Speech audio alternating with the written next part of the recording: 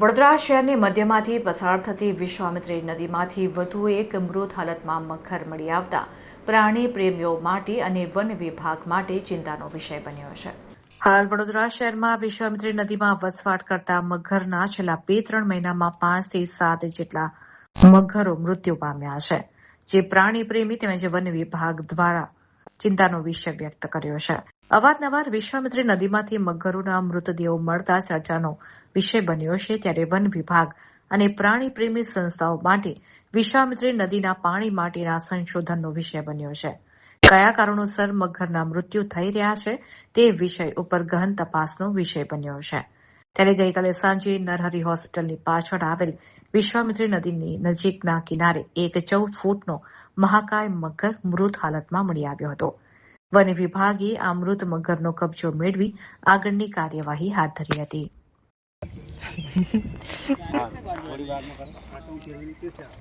ખેંચો ભેડો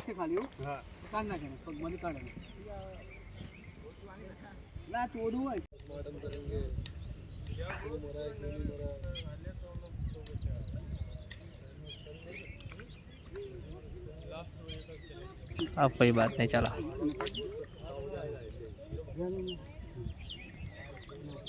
गंदा तो है बेंच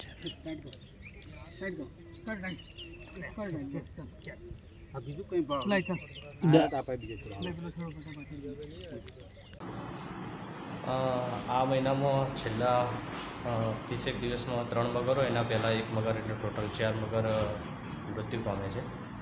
મોટાભાગે અત્યારે મેટિંગની સિઝન હોય, ટેરેટોરી ફાઇટ થતી હોય છે મગરની અંદર, અને છેલ્લા 2 મહિના પછી એના ઈંડા થશે. એટલે મોટાભાગે ટેરેટોરી ફાઇટ અને એના કારણે મૃત્યુ, અને ઉંમરના હિસાબે પણ ગઈકાલે 1 મગર મર્યો, એની વધારે એજ ન હોય, 14 ફૂટથી વધારે લંબાઈ ધરાવતો પુખ્ત વયનો મગર હતો. એ કારણ પણ મૃત્યુ હોઈ શકે છે. ટેરેટરી ફાઇટ થાય છે તો શાના માટે થાય છે? Territory fight wild life behaviour છે, અને મોટાભાગે એમનો પ્રજનન સમય હોય છે. એના કારણે અંદર વાઇલ્ડ એનિમલમાં ટેરેટરી ફાઇટ થતી હોય છે.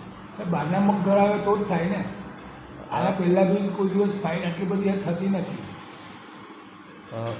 રેગ્યુલર વાઇલ્ડ લાઈફ એક હેબિટાટ, બીજું કે જે એના એક ટેરેટરી વિસ્તાર હોય છે, એ વિસ્તારની અંદર એ લોકોના અંદર જો બીજા કોઈ મગર આવી જાય તો ટેરેટરી ફાઇટ થતી હોય છે. અને બીજું કે હંમેશા વાઇલ્ડ લાઈફમાં એવું હોય છે કે જ્યારે એકબીજાનો સંઘર્ષ થતો હોય છે મેટિંગ સમયે, એટલે એને કંઈ ઇન્જરી થતી હોય છે, એના કારણે મૃત્યુ થતા હોય છે.